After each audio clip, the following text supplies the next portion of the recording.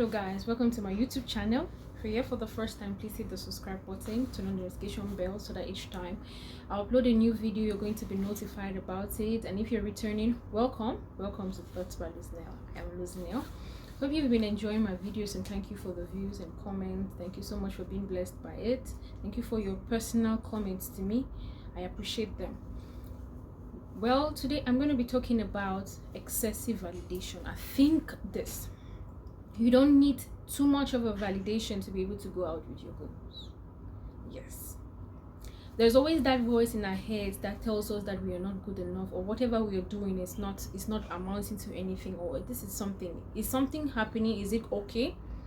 And that's in relation to what we may be involved in, whatever project you're in. There's something in your head that tells you that probably this is not working well. And maybe because of where you are, your surrounding, it makes you to be able to rethink and rethink what you're doing, and to say that, oh, maybe this is not good. Have you ever felt that urgent need to check in, or be able to adjust one or two things on the things that you're doing because of maybe what people will say? And sometimes we go to people to ask for validation. It is not a counsel, validation. And there's no need for excessive validation. When we talk of validation, we mean the desire to have someone else's approval or agreement with what we say, with what we do, and with what we believe. So this is being able to find someone to be able to accord with what we say, do, or believe. Although seeking for help is important, when it is done excessively or constantly, it is a problem, and that needs to be checked. Validation is like depending on others' on green light to be able to go about your own goals. Remember this, it's your goal, and you alone know what you saw, what you're seeing. And as much as you need counsel, validation is not what you should need excessively. Humans are often unreliable and unpredictable, and to completely lean on the shoulder of someone can delay you from your plans, and reasons why we see a lot of people running other people's visions instead of theirs. It is your plan. You can seek for advice, but yet the decision totally depends on you. So I want to tell you a story. There was this young man in a village far in the north in my country. I know this man, and well, this young man was a shepherd. He was shepherding sheep, and so one day his father called him and said, please, I need you to be able to go to the war, to the war front, to check on your brothers. His brothers were army, were in the army, so they were fighting war somewhere, and his father told him, please go and check on them and see how they're faring. So this young man left his sheep in care of someone, and then he went over to check on his brothers as per demand of his father. And so upon reaching there, he gets the news that the opponent of his brothers, of course, is his community. One person had stood up to say that if you can fight me, if anybody among you can fight me and then win in this fight, then our clan or our community will be servants to you, and vice versa. So if I get to win you guys will be servants to me, and if the person wins us, then you'll be servants to us. This battle has been a constant battle, and they have not been able to win it, and this was an opportunity that was supposed to be grabs to be able to win this battle once and for all. And so eventually this young man who goes there and finally sees that what's happening, who is this man that is saying this thing, and of course, let me grab this opportunity, and I know that I can be able to do it because I know who I stand for, and I know that this is an opportunity for me to use in my society. And I'm just gonna switch short a little bit. I had a video about giving, so make sure to watch that video, because this is an aspect of giving, being able to give out of what you feel that you can help your society. And so back to my story.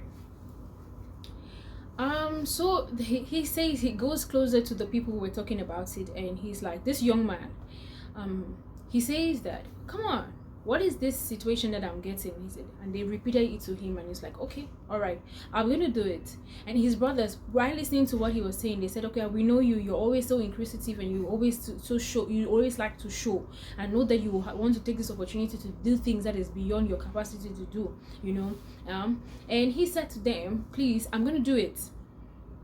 I know that I can do it. So they took him to the king, and the king is like, of course, come on, you're a young boy. This guy is young, he's handsome, he's the the Ajebo that we all of us know, sorry.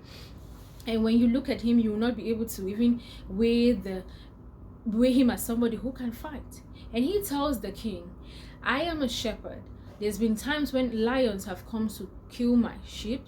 I beat the lion to death. There's been a time when a bear came to harm my sheep.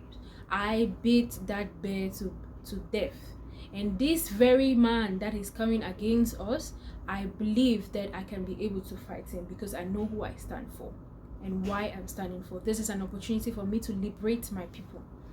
And for sure, the king was like, okay, come on, let me give you some ammo. I know that for certain, if they give you a breastplate or an armor to wear, bulletproof to wear, you can't carry it. I just have it in mind because I know that it can be very heavy for someone to wear. And so he gave him the sword, come on, put it on. And when he wore, he was like, I can't do this. This is not just me. I'm going to fight this man bear. And everybody's like, okay, come on. Are you serious? This man is coming with a big sword and all of that, and you just want to go with him with just a rubber gun or something. And so he picks up this rubber gun because he was a hunter, of course. He's into the bush. He always goes with shepherds, and that's all he has. Maybe in our country we call it in Ghana called stick. He just hold a stick, to go and hit. Are you serious? What kind of thing are you going to use to fight somebody with a big sword? Well, this story is in the book of 1 Samuel chapter 17. This is David and Goliath. And David goes to this battle with just a stone. He hits Goliath on the forehead and he falls backward. There was an added force behind this. I don't know what you have as a vision. I don't know what God has instilled in your heart to help your community. And because of that action that David did, the children of Israel were liberated from the hands of the Philistine. You have a vision in your hand. You don't need an excessive validation to be able to go about it. There's a generation waiting to see you walk. There's a generation waiting to see you act on what you're supposed to act on. His brothers belittled him. His brothers were giving him counsels that could make him like rethink that prompting that came into him. There's a lot in you. Don't let validations, don't feel like because you may not be doing it too right. You don't need to do it too right. All you need to do is do it. And as much as you do it, you get to master the techniques that are around it. Because he won a battle of lions, he won the battle of bears, he's sure that he can win the enemies that are against the children of Israel. I don't know what God has instilled in your heart to do for your community, for your society. What has God instilled in your heart to bring a solution to your family? Don't sit back.